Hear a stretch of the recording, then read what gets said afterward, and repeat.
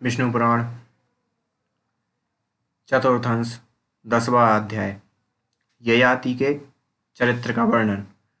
श्री पराशर जी बोले, नहुस के यति, ययाति, संयाति, आयाति, बेयाति और कृति नामक 6 महाबल विक्रमशाली पुत्र हुए। यति ने राज्य की इच्छा नहीं की, इसलिए ययाति ही राजा हुआ। ययाति ने शुक्राचार्य जी की पुत्री देवयानी और बृहस्पति की कन्या शर्मिष्ठा से विवाह किया था। उनके वंश के संबंध में यह श्लोक प्रसिद्ध है।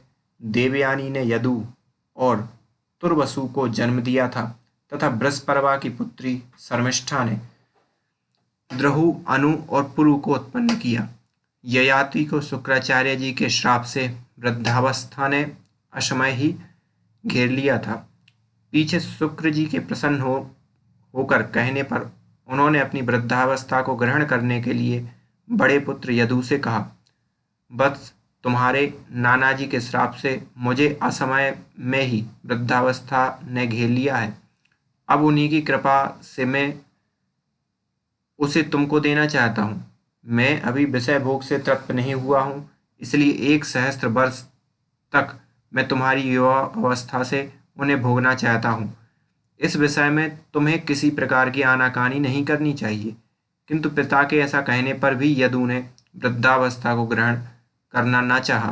तब पिता ने उसे श्राप दिया कि तेरी संतान राज्य पद के योग्य न होगी। फिर राजा ययाति ने तुर्वसु, द्रहु और अनु से भी अपना यौवन देकर वृद्धावस्था ग्रहण करने के लिए कहा तथा उनमें से प्रत्येक के अस्वीकार करने पर उन्होंने उन सभी को श्राप दे दिया। अंत में सबसे छोटे शर्मिष्ठा के पुत्र पुरु से भी वही बात कही तो उसने अति नम्रता और आदर के साथ पिता को प्रणाम करके उदारतापूर्वक कहा, यह तो हमारे ऊपर आपका महान अनुग्रह है। ऐसा कहकर पुरु ने अपने पिता की वृद्धावस्था ग्रहण कर उन्हें अपना यौवन दे दिया। राजा ययाति ने पुरु का यौवन लेकर समयानुसार प्राप्त हुए यथेष्ट विषयों को अपने उत्साह के अनुसार धर्मपूर्वक भोगा और अपनी प्रजा का भली प्रकार पालन किया। फिर विश्राई और देवयानी के साथ विविध भोगों को भोगते हुए मैं कामनाओं का अंत कर दूंगा, ऐसा सोचते सोचते वे प्रतिदिन भोगों के लिए उत्कंठित रहने लगे और निरंतर भोगते रहने से उन कामनाओं को अत्यंत प्रिय मानने लगे।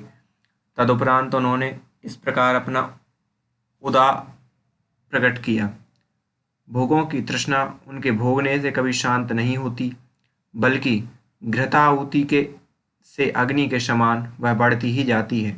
संपूर्ण पृथ्वी में जितने भी धान्य, यव, सुवर्ण, पशु और स्त्रियां हैं, वे सब मनुष्य के लिए भी संतोषजनक नहीं है। इसलिए तृष्णा को सर्वथा त्याग देना चाहिए। जिस समय कोई पुरुष किसी भी प्राणी के लिए पापमयी भावना नहीं करता, उस समय उस समदर्शी के लिए सभी दिशाएं सुखमय हो जाती हैं। दुर्मतियों के लिए भी, जो अत्यंत दुस्त्यज है, तथा वृद्धावस्था में भी जो शिथिल नहीं होती है, बुद्धिमान पुरुष उस तृष्णा को त्याग कर सुख से परिपूर्ण हो जाता है। अवस्था के जीर्ण होने पर केश और दांत तो जीर्ण हो जाते हैं, किंतु जीवन और धन की आशाएं उसके जीर्ण होने पर भी नहीं जीर्ण होती।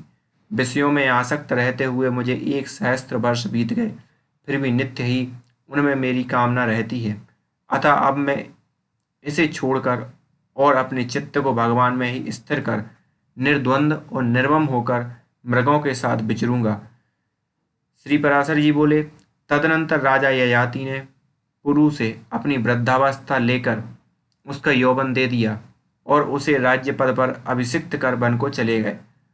उन्होंने दक्षिण पूर्व दिशा में तुर्वसु को, पश्चिम में दुहु को और दक्षिण में यदु को और उत्तर में अनु को मांडलिक पद पर नियुक्त किया तथा पुरु को संपूर्ण भूमंडल के राज्य पर अभिषिक्त कर स्वयं वन को चले गए। इति श्री विष्णु पुराणे चतुर्दशे 10वां अध्याय।